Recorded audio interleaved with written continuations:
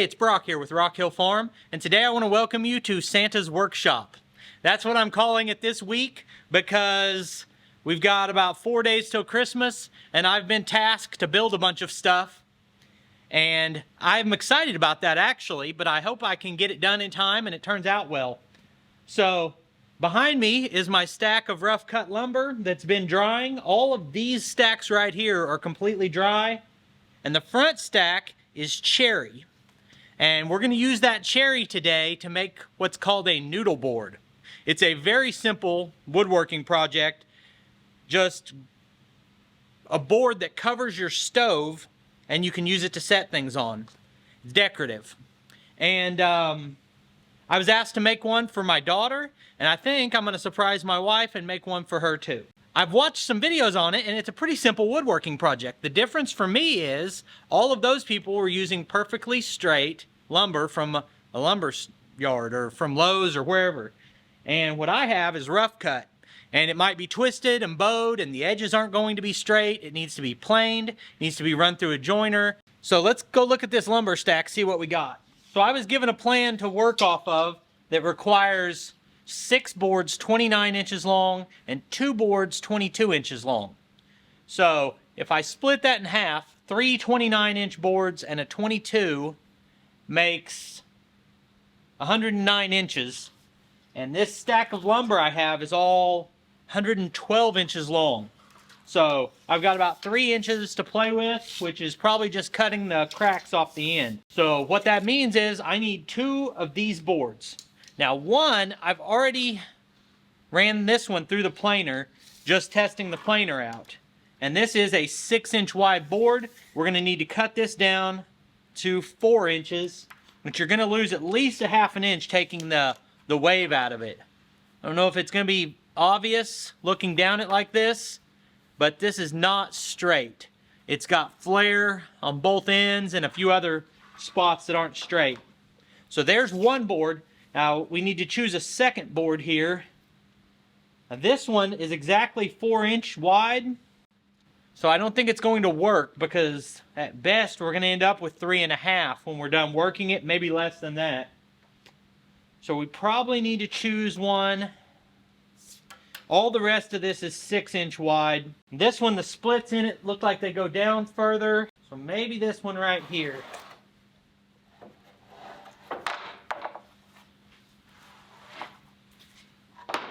That one has a little bit of a bad spot at the end, but I think it's wide enough that we'll still have enough even after we cut that off. They used a 1x in the plans I saw. And this, after going through the planer, is right at 5/8. And that's because I picked one of these that was really warped. Now this board is a true 1 inch. And obviously your 1x's from the lumber yard are 3/4. I think this 5/8, being that that is cherry, I think that 5/8 is going to do pretty well for this. So that means I'm going to take this 1 inch all the way down to 5/8. Now if you look down this to see what I was talking about, I've got it butted up at that end and we're coming off the board 1 inch here. If I get the middle up against it, you know, each side's coming off at least 1/4 of an inch.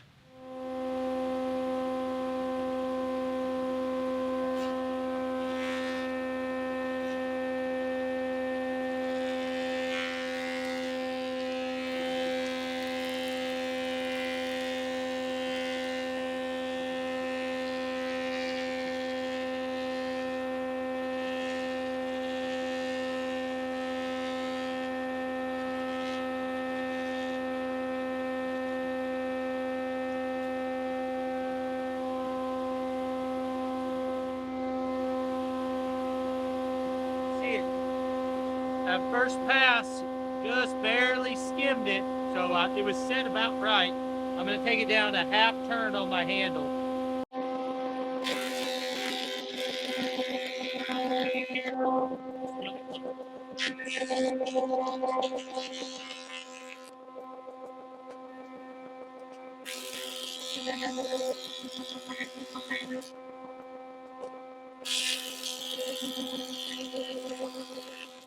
We've already got all of the rough edge off of this, and it is still 13/16.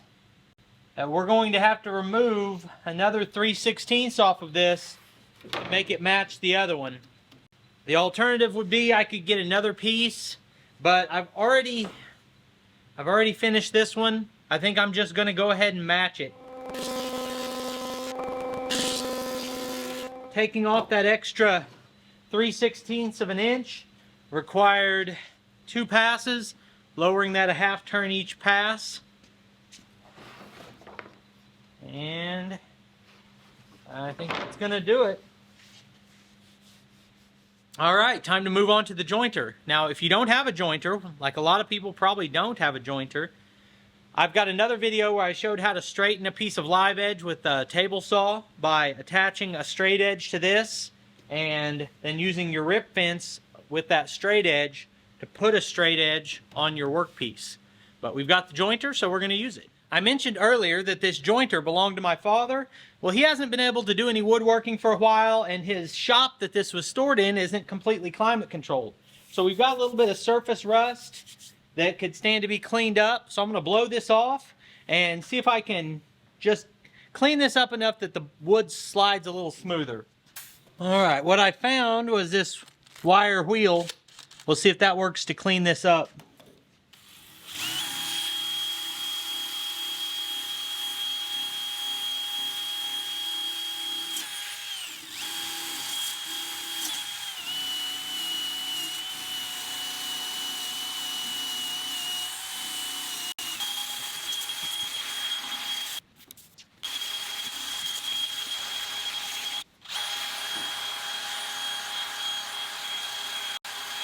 So I was able to remove most of that rust with the wire disc. Now we're going to put a little bit of wax on here. That wax should protect it and make the board slide smoother. Alright, now that that's cleaned up, I need to establish that the blade height is correct. The way you do that is put a completely flat surface across it and then rotate your blade. The blade should nick or just barely touch your straight edge, but not really lift it. And we are really, I'd say just about right. Now, hopefully, this is square, and it is not. That is an adjustment, that is an adjustable setting on here.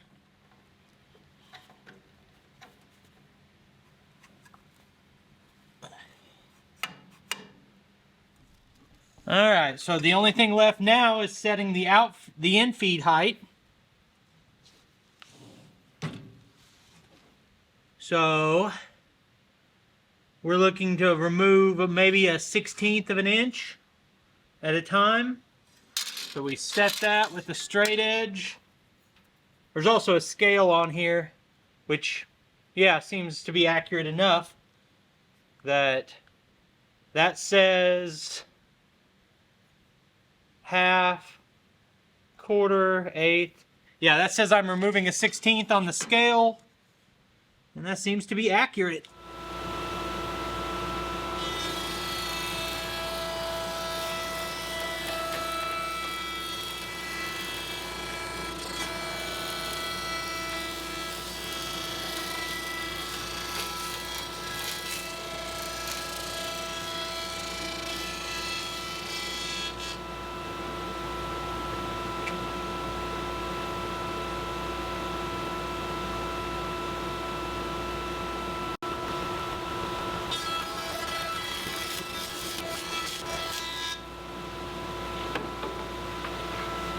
So my first couple passes there, I was struggling with the technique of how to hold the board tight on this side and keep it moving. That's just a matter of being new to using this tool, but I think I'm already getting the hang of how to do that.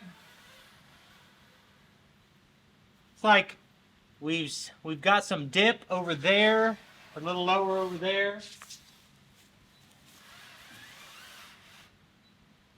All of this looks perfectly flat, but we're a little bit low on that end. So I kind of think, with it being low on that end, I should start running it from the other end.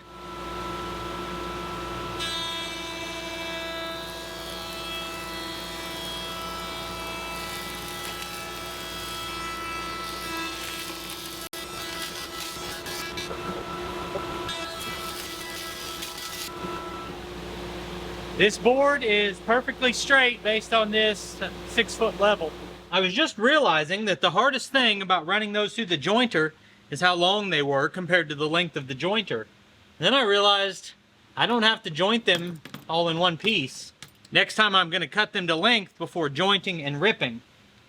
Now we've got this scale mounted here for the miter saw. So we want this at 29 inches. I'm going to set it to 29 and clamp that down. And as long as you don't slam your workpiece into this stop block, it works really well.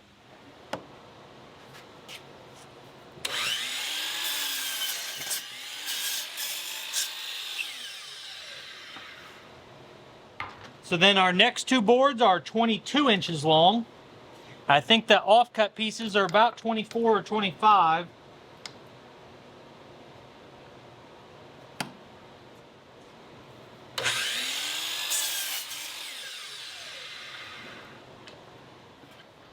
So the idea here is that we're going to lay all these boards out like this to make our main surface, and then run these other boards long ways across the end. Well, I was following the pattern here, which called for the one that crosses the end to be 22 inches. I started thinking, why 22? Well, the answer is they're using lumberyard 1x4s. So we don't want to cut these to 1x4. We need 6 of them to average 22 inches, which means each of these, instead of 4 inches, needs to be 3 2/3. If I had thought about that, I might have cut them a little bit different and done this a little bit different. But that's not the case. We are going to cut these so that they match what we've already cut for our end boards. So through the process we've already done, we have 3 smooth sides and then 1 rough cut edge. So we'll be cutting off the rough cut edge from all of these boards and taking them all down to 3 2/3. My biggest takeaway from doing this project is how much work I need to do to my shop to make an organized workflow. Because right now I need to move every piece of equipment before I can use it, either because it won't reach the cord, or it won't reach the dust collector, or there's not enough room for it to run out the ends. So a lot of thought needs to go into how I reorganize this and set it up to work efficiently.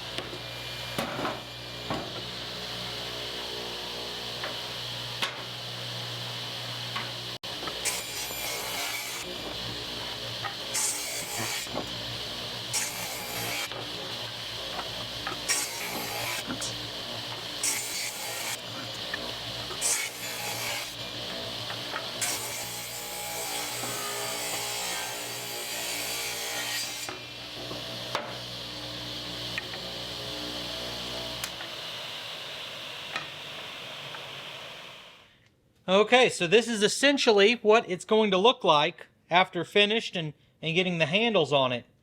Now the question is the best way to fasten all this together. And I'm thinking, for me, the answer is glue. Just the way it worked out when we shut down the business in here, looks like I've got about 12 gallons of wood glue, but nothing, no small bottles to dispense it from.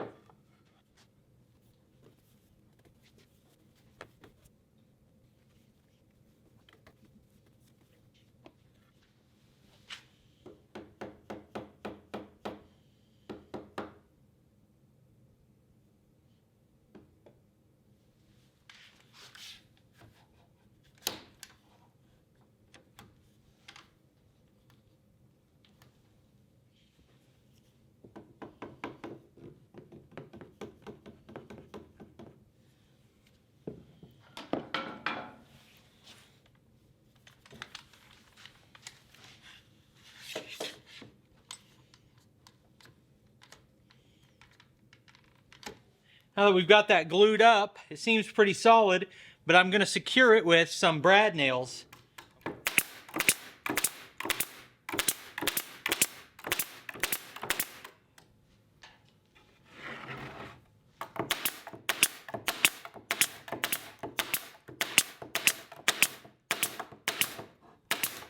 Oh, this was really disheartening. I didn't think it through. So these are 1 1/4 brads, and this is a little over 1 5/16, but it buries them enough that those points are just barely protruding. And I don't know if I can sand those points off because it's going to remove the wood faster than it does the nail. And these are already glued. I can't flip them over. I'm really not sure what to do about that. And I was so happy with the way this is going. But that's disheartening. I guess we'll try sanding them.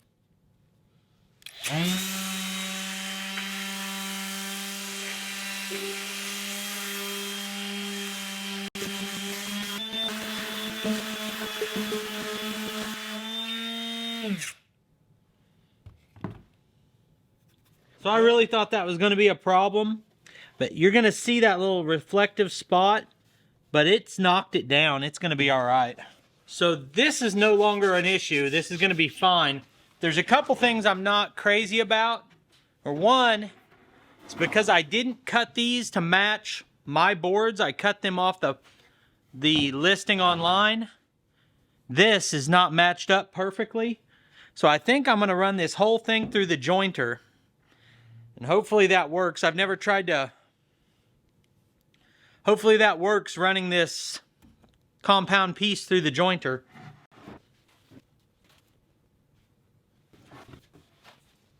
I always wish these were interactive so I could get your opinion. I could just buzz that on the table saw. I know that would work, but it's not as clean a cut. I think I'm going to try running that on the jointer, standing up. Let's see.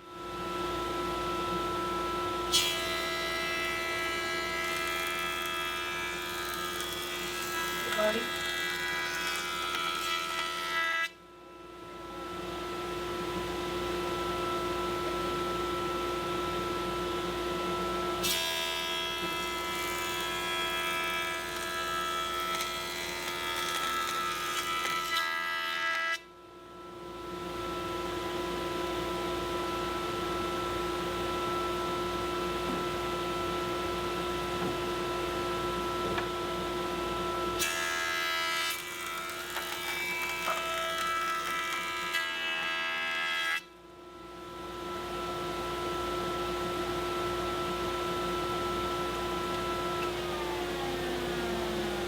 Running that through the jointer worked really well.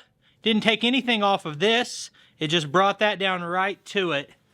And then on this end, it matched them up. I did it on down here as well. We did get just a little bit of a chip off. Real small, but that's a concern that could happen. That chipped right there just a tiny bit. So I didn't plane these all at the same time. The thickness is not exact. And I don't think they care for what they're doing with this. But I'm going to sand this part with some coarse. I'm going to sand the whole thing with some fine before we put the finish on it. I got my #1 helper here today. And he's going to watch me do a little bit of the coarse sanding. Now I think he's going to try that finish sanding.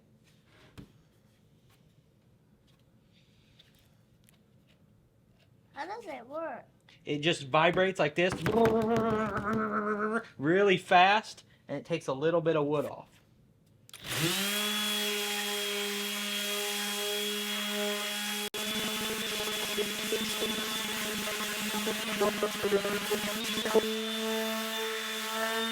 You want to run it?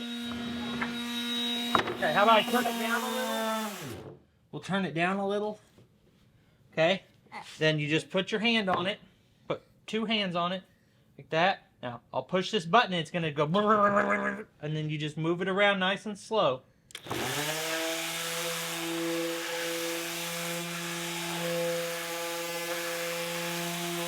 The working guy right here. See how If you look right here, see how that sticks up too much? You keep going over that one until it doesn't stick up anymore. Can I turn it up all the way? You might need 2 hands on it.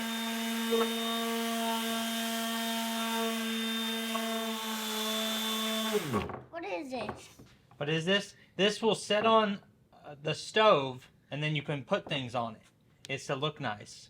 Mama wants it for her friend. Oh. We gotta, it's gonna be a lot prettier when we put the finish on it, which makes that color nicer. Now, I could have ran this all through the planer if I'd let the glue dry long enough and done it before putting the nails in, but now that it's got the nails in it, I can't really plane it.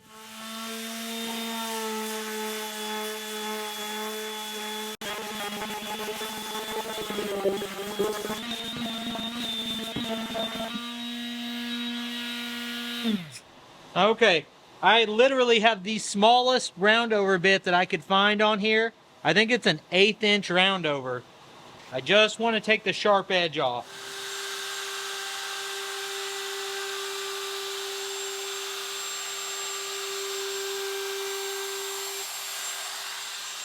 I don't think you'll even be able to see that, but let's try. Just a very light roundover.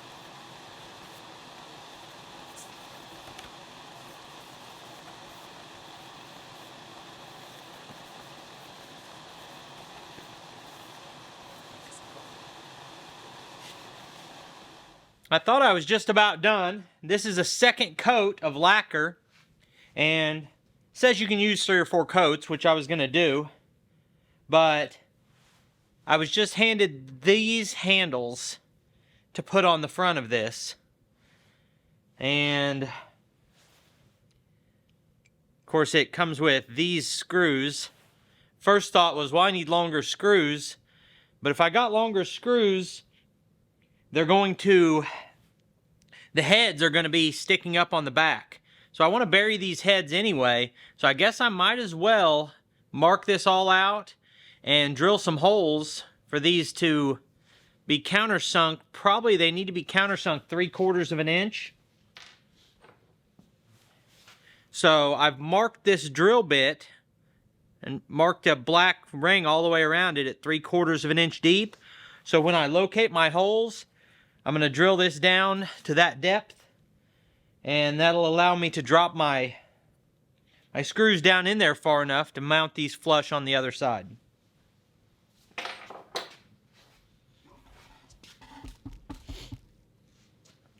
So, visually, these need to be as perfectly centered as I can get them. 3 5/8 wide on the underneath board. I'm going to be setting on 3 5/8 and half of 3 5/8. So half of 3 is 1.5 inches. Half of 5/8 is 5/16. So 1.5 inches plus 5/16 would be 1 inch and 13/16. I'm just going to put a dot at 1 inch and 13/16. Now in the other direction, 22. So we'll mark down those 2, put another dot at the center there, which would be 11. Okay, so I've located the 2 spots where this needs to set. So I'm going to drill all the way through on those 2 dots.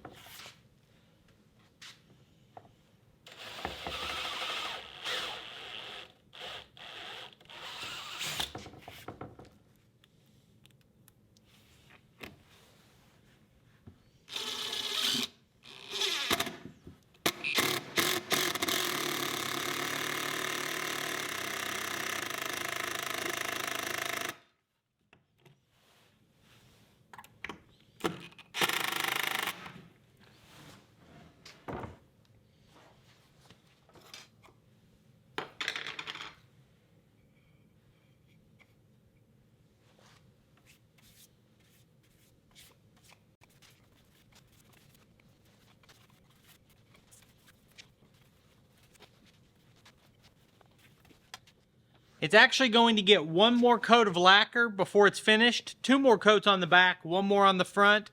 But there's like a 2-hour dry time before the next coat. So that last coat will go on tomorrow morning. But overall, I'm really happy with the way this turned out.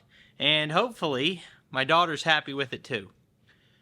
And I plan to do a lot more woodworking like this out of trees that I've cut down and milled myself. And this one, if I haven't already mentioned it, this lumber actually came from Tony's Tractor Adventure YouTube channel. I went down and visited them and they milled this up for us, and we don't get much cherry around here. So really thrilled. I appreciate it from Tony. I appreciate you taking time to watch this video. I'll put links on the screen to a couple more of our videos, and I'll see you next time.